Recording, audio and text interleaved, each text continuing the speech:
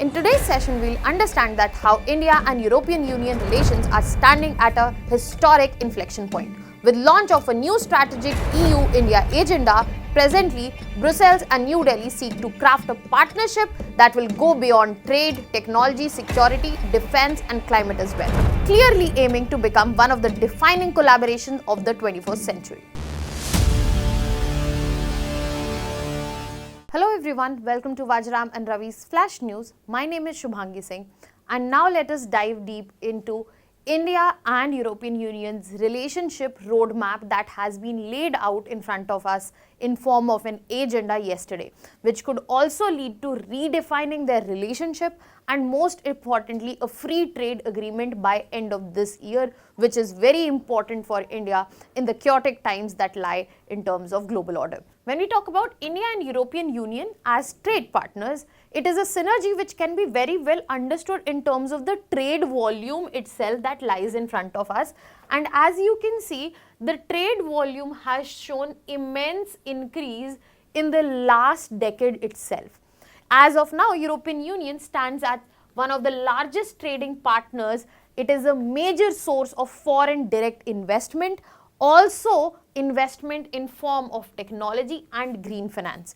That is why this bilateral relationship, be it in terms of trade or security cooperation, trade cooperation becomes very important, and if it materializes into an FTA, just like we have had one with UK recently, it could be a huge win when we are talking about strengthening India's own economy and India creating its own very space in the global order.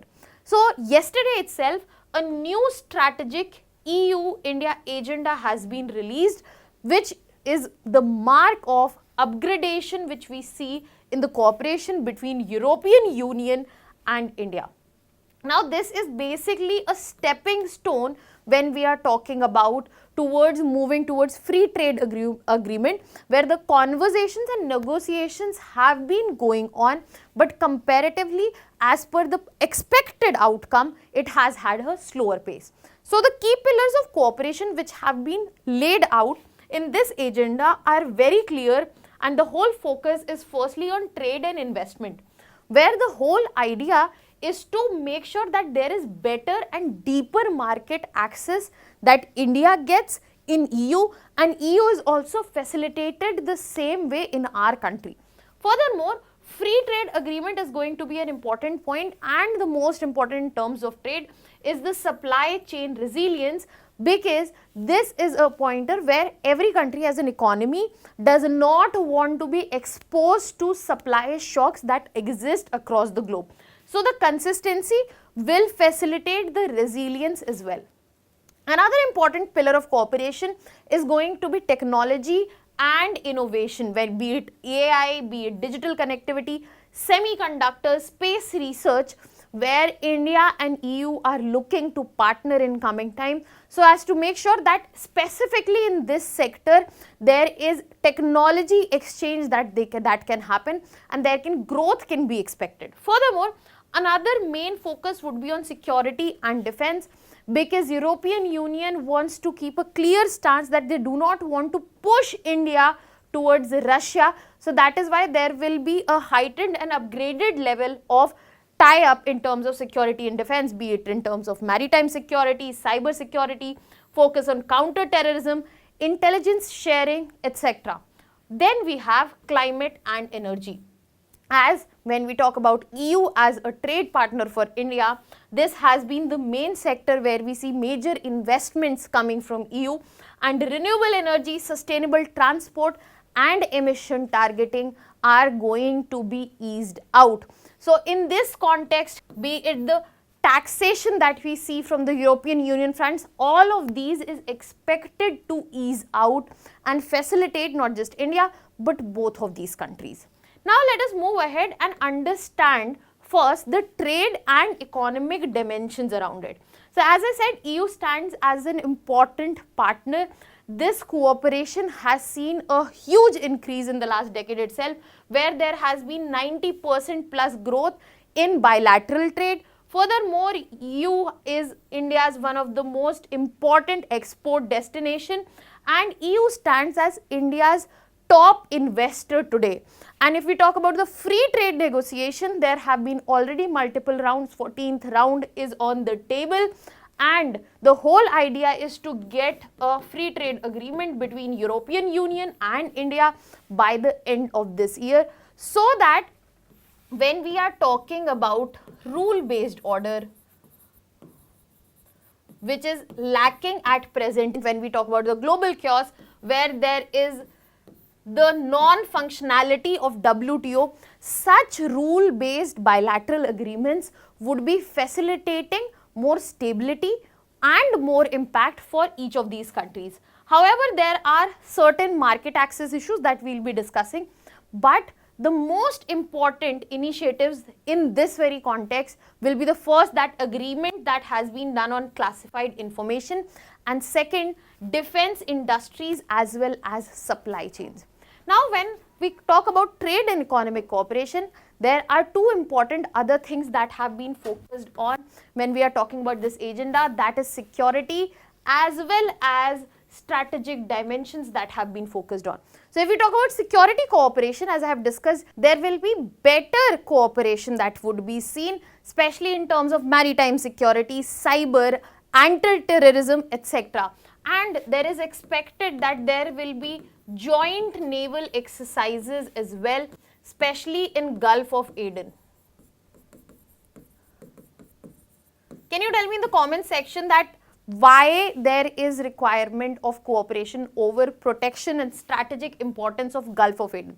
If we are talking about defense engagement, it is not going to be limited to military exercises. Rather, there are proposals about joint research and development, joint defense production, and all of this will directly facilitate the Indo-Pacific synergy, which is of much importance in the current global order.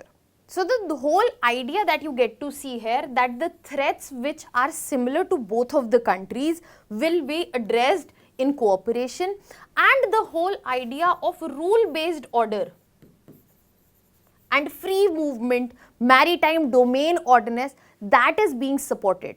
It would be Indian Navy and EU NAV4 that will be focusing on making sure that there is security in the region, there is free movement, and especially the expansionist tendencies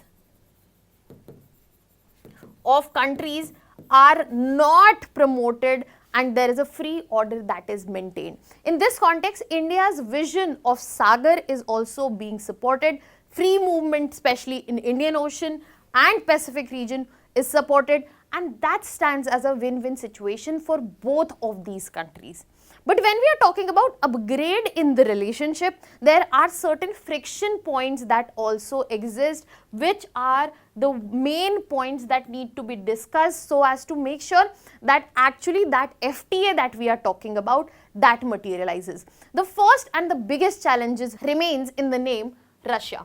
So India's closeness with Russia, be it in form of participation in military exercises, for example, Zapad 2025, which is going on in Russia, be it the continued import of Russian crude oil that is being done by India, even after multiple threats and already sanction of 50% tariff, 25% tariff plus 25% as penalty.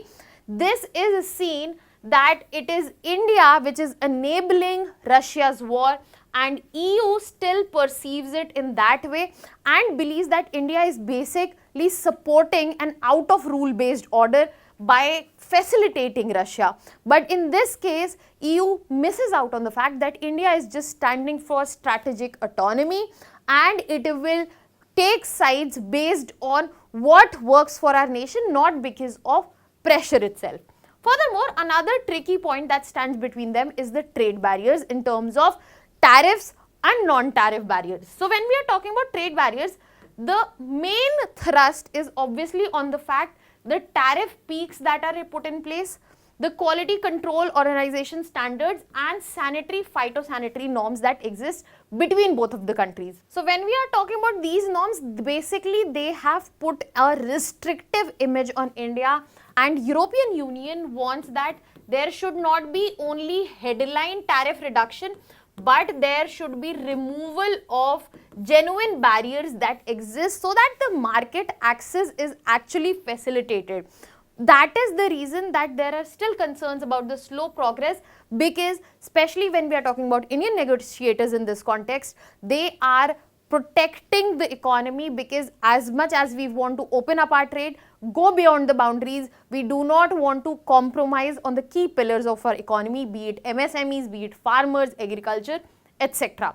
And in all of these scenarios, even when we were talking about strategic and security dimensions, the cooperation, we have to understand the whole idea of EU cooperating with India, be it on security, be it in terms of trade, is to not just emerge as a trade bloc, but a stability bloc with Asia, where it has facilitated relationship with Asia.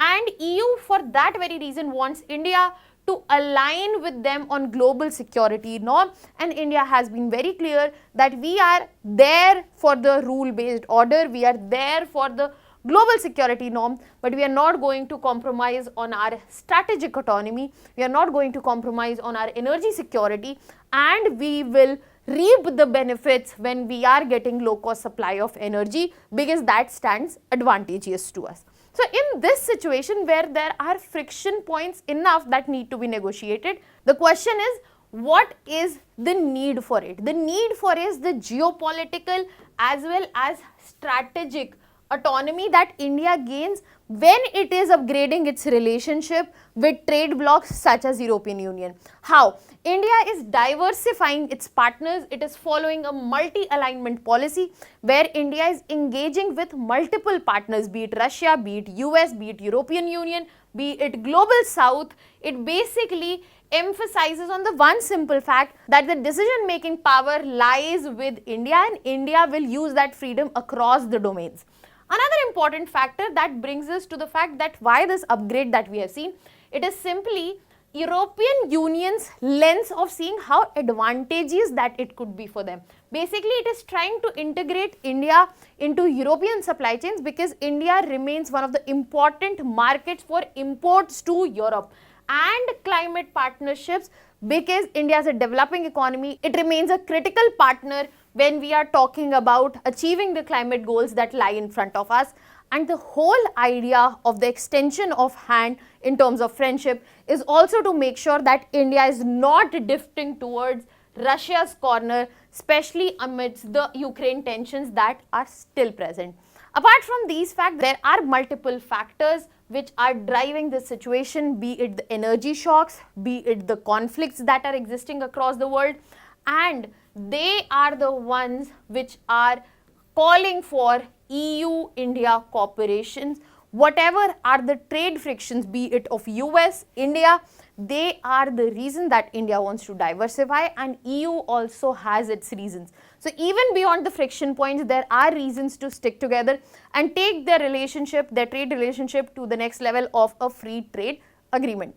Now the question is, what can be done? What should be the way forward? The way forward is simple: to address the immediate priorities at the first. So conclusion of free trade agreement, and especially a classified information pact by the 2026 summit. After that, in terms of challenges, Russian oil, which is a problem, they can be addressed through proper dialogue and diplomacy. And the focus should be on cooperation on sectors which can facilitate both countries, be it semiconductor, be it clean energy, and digital infrastructure as well. However, the medium-term goals should be to look forward and come up with harmonizing standards so that non-tariff barriers, because of which are in place to protect India's economy, they can be gradually reduced, boost production in sectors which can be facilitating for both countries, such as green hydrogen, critical minerals, defense manufacturing, so that the dependency not just of India but of EU also reduces, and use this partnership to make a strengthened presence and cooperation, especially at multilateral forums, which can voice into bigger impacts. That was all from my side. If you have any doubts, you can let me know in the comment section. Thank you so much.